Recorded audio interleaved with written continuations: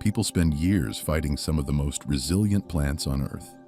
They pull them out by hand, spray them, dig up roots, complain when they come back, and somehow, they always come back.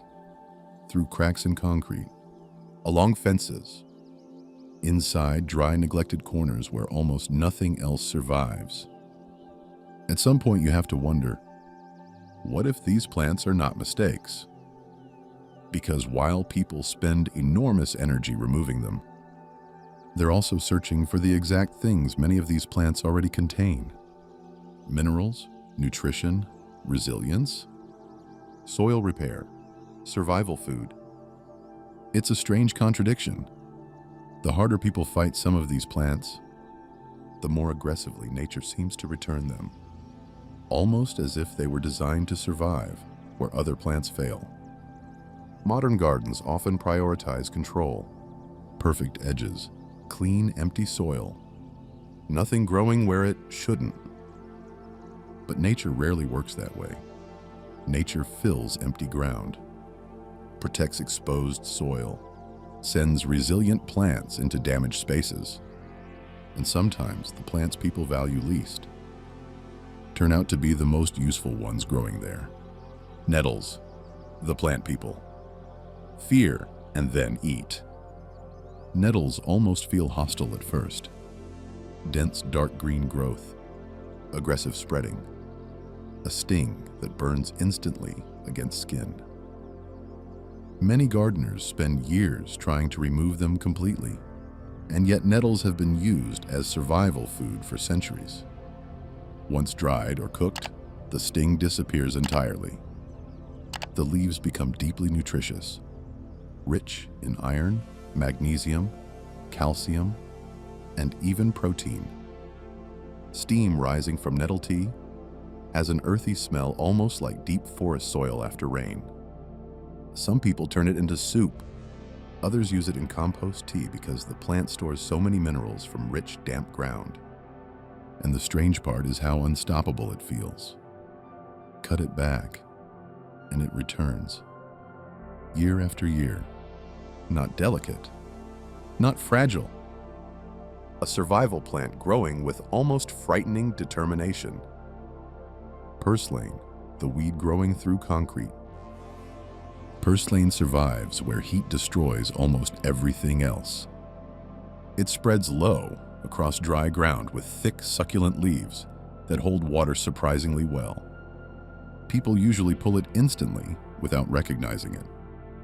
Meanwhile, some nutrition communities consider purslane incredibly valuable because of its omega-3 content, magnesium, and mineral density.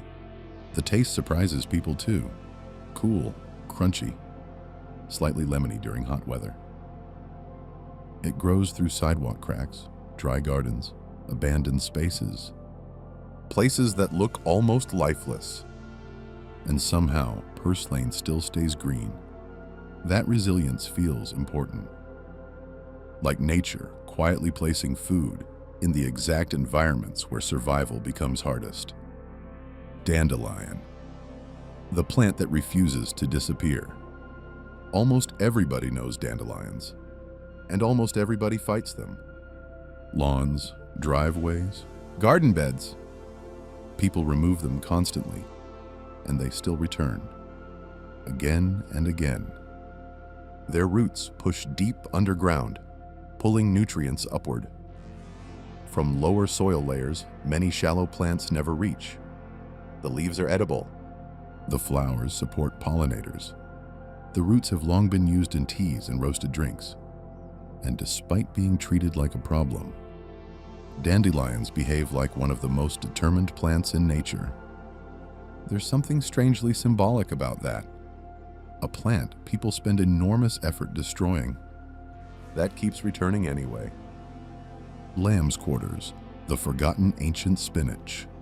This plant fed people long before modern supermarkets existed. Yet many gardeners remove it without even learning its name. Lamb's quarters grow fast, produce huge amounts of edible greens, and reseed themselves aggressively. Cooked like spinach, the leaves become soft and mild. The plant contains calcium, magnesium, protein, and impressive nutrient density for something growing wild beside fences and compost piles. What makes it fascinating is how abundant it feels. Not carefully cultivated, not delicate, just growing freely with almost no help at all. Ancient food hidden inside modern neglect. The strange pattern hidden inside these plants.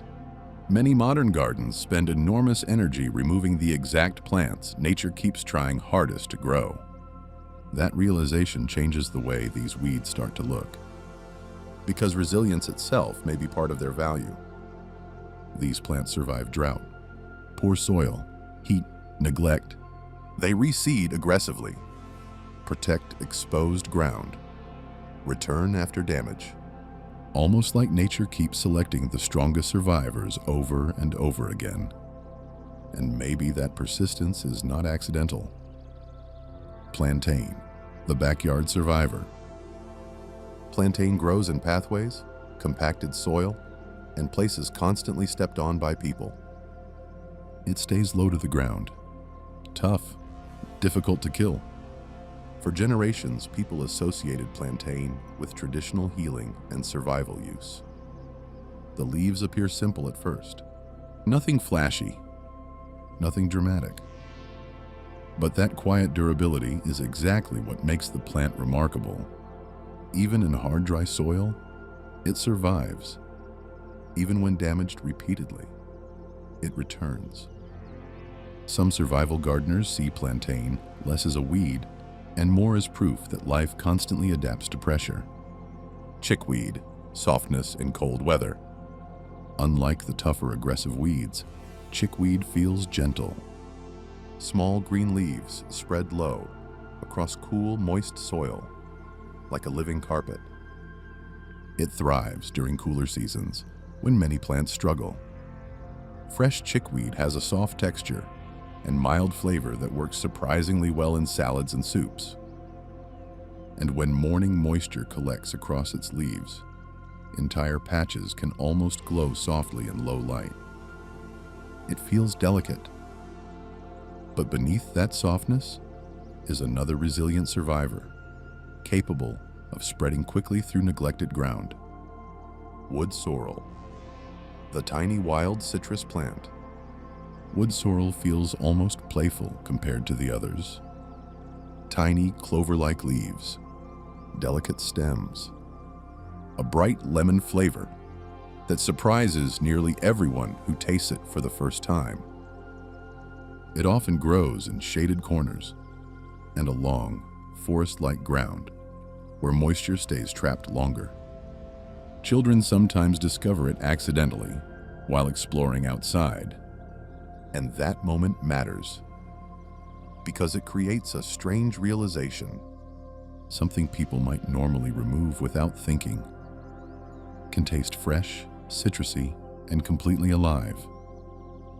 A tiny hidden food source quietly growing underfoot.